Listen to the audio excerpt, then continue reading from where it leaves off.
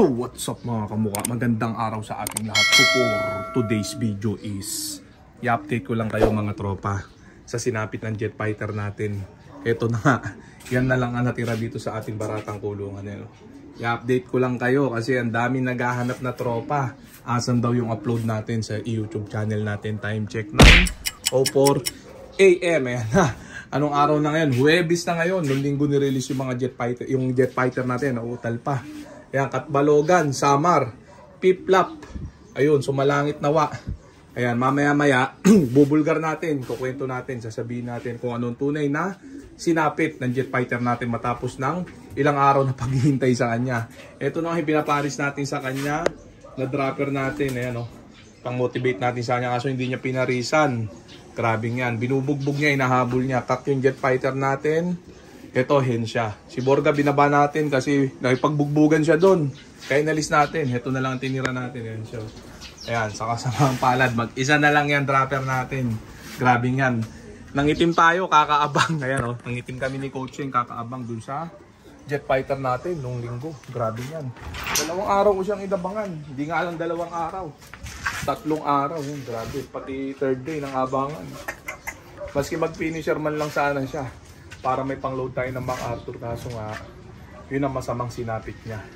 Nawala na siya.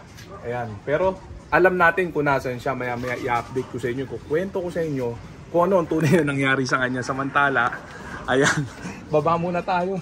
Ayan, kakainin na muna natin yung mga jet fighter natin sa baba. Ayan, nagbibrief tayo ngayon ng mga susunod na mga panlaban natin. Grabe. Babansi tayo. South. Hindi tayo magno-north ngayon. Didiin tayo ng south. 30 pirasong singsing ang kukunin natin. Magdadagdag tayo ng onte. Yan, grabe. Ito, pang under the table para sa mga tropa natin. Siyempre, malalakas na nila lang. Ayan, Hermane in break. Cross dyan siya. Relax sa inyo anak nila.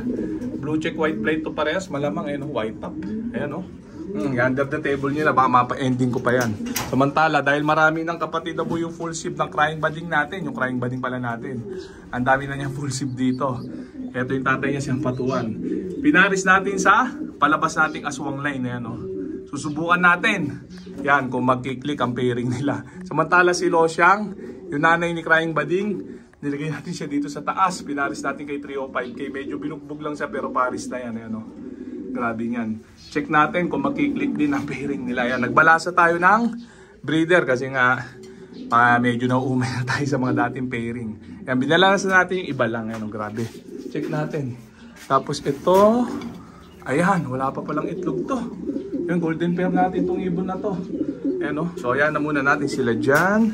Check natin, itong aswang line natin, ito pang ending natin para sa linggong laban. Ayan, 2 aswang line. Yung pares niya, inalis na rin natin. Papalitan natin siya ng pares. Ayan, ayan, check natin. Ayan, pang pamudbud dyan sa online ending natin. Pasok lang sa tawag dito, may wagang group natin at message lang sa main account natin para makatalpak kayo. Konting slot na lang ang available. Ayan, nabubulol pa mga tropa. Check natin. Ito yung Hermane in break. Makasama lang pang latag natin. Ako po, parang anay itong pini na itong bilis lumami. May similya, 2. Ayan, may itlog na naman. Ayan, 2 yan kasama sa latag. Yung iba, check natin. Nasa baba pa ata yung ibang kasama nilang ilalatag natin. Nauutal pa. Sa batala, istorya na natin syempre. Sinapit nung jet fighter natin live. Grabe yan. Medyo malungkot nga yung sinapit mga tropa. Ayan, kaya hindi ko na inabangan kasi alam ko na kung nasan siya. Ito yung combo namin nung tropang nag-report. Ayan, itago na lang natin sa pangalang misteryosong lalaki. Ayaw niyang ipaalam kung sino siya. Ito yung combo natin, nag-message siya sa akin. Pinakita niya yung picture ng ibon natin. Ayan, ayan, meron pa selyo. Grabe. Kasi pagka-live ibon, pagka-Katbalogan race na, nautal pa. 2-day ratio, anti-rescue. Nilalagyan ng selyo yung mga singsing ng ibon para in case na, ayan, 2-day race na, di ba? Paano ko ba ipapaliwanag? In case na ang ibon, hindi nakauwi ng daybird, tapos napunta sa mga probinsya tulad ng Laguna. So malapit na dito yun. Halimbawa, nahuli ng mga taga doon. Siyempre, titignan nila yung singsing yan, ititrace sila kung kanino yan. Once naman nila kung kanino yan, pwedeng itawag sa tunay na may-ari dito. Kasi nga, lahat ngayon natitrace na basta makita yung band number ng singsing. So, ang purpose nun, kaya nilalagyan ng selyo yan, pag umuwi yung ibon mo, na walang selyo, DQ na yan. Disqualified na yan. Ayan, yun ang purpose nun. So kahit matrace nila ang ibon, kahit na kunin na may-ari yan dun sa nakahuli, kahit punta nila ng gabi yan dun sa nakahuli para maiklak ng umaga, hindi pa rin uubra. DQ na yun. Kasi nga, tinanggal na yung selyo ng singsing. Kasi ang ibon, once na umuwi sa'yo, kinlock mo, may selyo dapat yan. Tapos i-showbird mo sa PHA yan. Yun, dun qualified yung ibon pagka ganun. Pero once natanggal ang selyo niyan na sinowbird mo, wala na yan. DQ yan. Useless. Yun, anti-rescue ang tawag doon. Kaya nilalagyan ng selyo yung mga singsing na yan. Ano? So, eto na nga. Grabe mga tropa. Napuntang Mindoro yung jet fighter nating Barata. Ayan, sabi na nga ba. Dalawa lang mapupuntahan yan.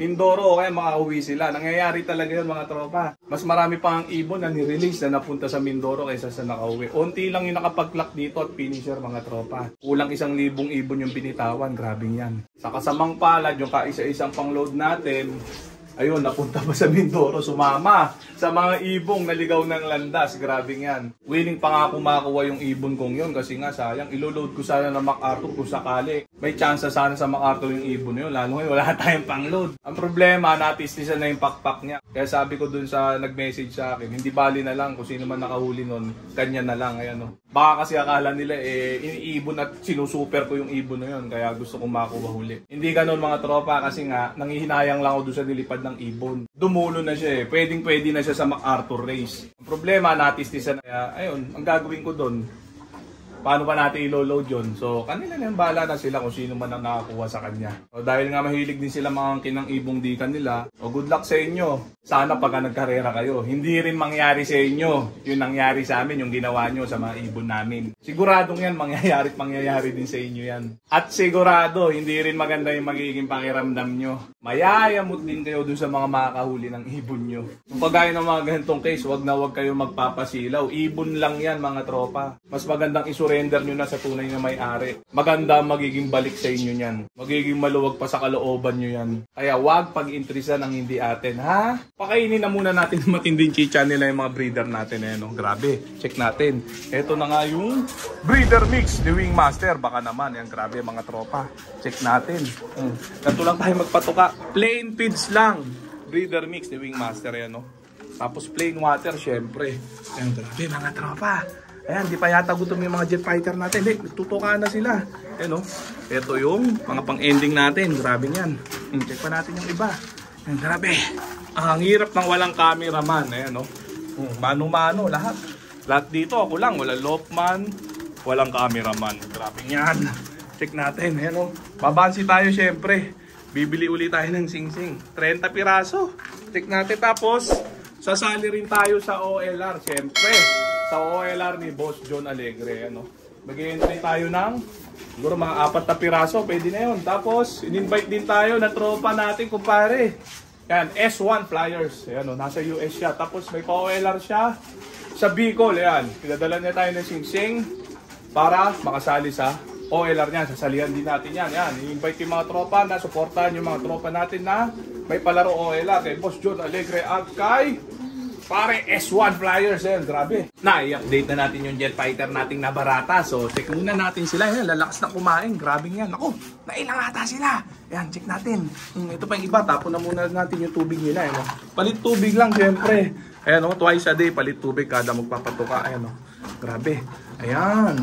Tapos wala na linis-linis. Ayan, ganyan lang. Basta palit tubig lang, hindi makakasakit yan. Tapos plain water lang ang binibigay ko. Kayo, bahala kayo kung gusto nyo mag-supplement. Pero ako, hindi na ako nagsusupplement sa breeder. Ayan, sa flyer lang ako nagsusupplement. Kasi yung breeder mix ni Wingmaster, napakasustansya sa kanila niyan. Ayan, grabe. Itong black diamond natin, naswang line. Ayan, palabas na natin yan. Ginawa natin breeder. Pair kay Ampatuan. Ayan, sana maghimala. Ayan, masubukan natin. Check natin kung uubra yung mga magiging anak nila. PHA natin ibabangga yung mga yan. Ayan. So, yan na muna natin sila dyan. So, dito ko na muna tatapusin tong video na to. Shoutout sa may ginang nila na. Okay na.